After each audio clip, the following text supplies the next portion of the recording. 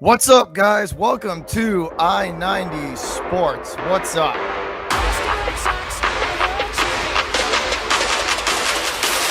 It's so much better now that we're champs. Anything's possible! We've never had a 4,000-yard passing, and we're the oldest franchise in the NFL. You got some stuff to talk about for your Bulls. I know you got a few topics that you want to hit on. So it's all you, brother. Okay. Take it away. All right.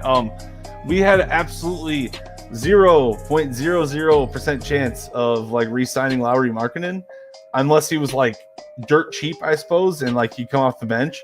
And for some reason, the Cleveland Cavaliers gave us Derek Jones Jr. Dude, this guy, man, this Artūras Karnišova. This dude right here, man, he is a fleece, man. He is a thief. He steals stuff. He said, "Oh, you got a nice young dunker that I can steal, and I can just have 3 dunkers on my team and just lob that." Lonzo is literally gonna have freaking Zach LaVine to lob to, Vucevic to lob to, freaking Patrick Williams to lob to. He's gonna have DeMar DeRozan to lob to. Now he's got Derek Jones Jr. off the bench to lob to. Every time Lonzo has the ball, there's gonna be someone to lob that ball to. This dude has thought of everything. He's thought of everything. Artūras Karnišova, we are not worthy. We are not worthy. We are not worthy of you. We literally were a trash franchise for 10 years. He comes in 400 days later. We're 8 deep. We're ready for the playoffs. We are 8 deep, bro. We are 8. Anyway, that's all I have to say. We're 8 deep, and I'm psyched. Also, actually, one more thing. Patrick Williams. If Patrick Williams can blossom into the guy we see in Summer League during the regular season, that 29 point a game. He's playing. Can I just interrupt? Williams is playing really well in Summer League, really good. But it's Summer League. So that's where I'm okay, well, we'll see what happens. But he did average 12 points. What was it, 12, 4, and 4 or something like that? He wasn't bad last year. He's just young. He's got more teammates now too, so he'll have more opportunities to score because he'll have guys who will set him up, like Lonzo will set him up more. I think the bench help is going to help Williams. I think the depth on the team now is going to help Williams out a lot.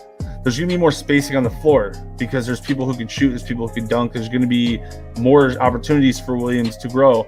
And if he can turn into a half-decent superstar, or not even superstar, excuse me, a half-decent all-star, bottom of a tier all-star, we are in the playoff hunt. We are in the hunt. We're in contention. We could be a top 5 seed, but that's a if. That's definitely an if. I predict we'll have 42 wins this year. That's my prediction. Yeah, so that's above that. So you're thinking above 500, right?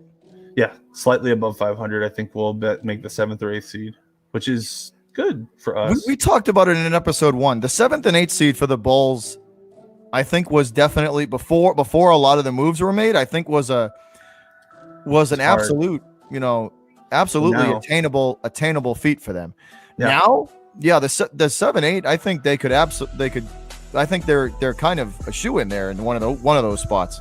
Well, I think that something that the old guard had, guard packs and all that, something that they did, they got LaVine and everything, and they set up where LaVine was a star, but they had no one who could guard, so they just assumed LaVine could guard too. I don't understand. He can't. He's not a good defensive player at all. Zach LaVine isn't, but he's a great offensive player. So, but now you got Lonzo who can guard, Patrick Williams who can guard. You got a bunch of guys who can guard. We got a squad, man. I'm gonna look up the whole depth chart. We got a freaking squad. I think the best part the best part to me, this from an outsider looking in, JD, I think the best thing that they did for the Bulls this year was add the bench depth. I think that's going to be huge for you guys. I do too, because it's just we had a few stars, but then we needed some guys to come in and just not give the game away, basically, and that's tough. No, that's huge though, because you can actually sit LaVine and you could sit your starting 5 now with confidence and give them a breather and know that your bench is not 1000% complete trash. And they're not, like you said, like you put it perfectly, they're not just going to give the game away. And instead of your bench getting 6 minutes of rest, they get like 2.5, and then they got to go back in there. Right. Like we don't like instead of Feliciano, we have Alex Caruso. And instead of Kobe White being our starting point guard, he's our backup point guard. Mm-hmm. So, that definitely changes things, because then Kobe White, he's not a bad player. It's just he's not, against bench players, he'd be a lot better. So it's nice. It's nice to see. Yeah. We have a very bright future in Chicago from both a football standpoint and a basketball standpoint. And especially in the basketball side, we have to give it up to the new GM. He's amazing.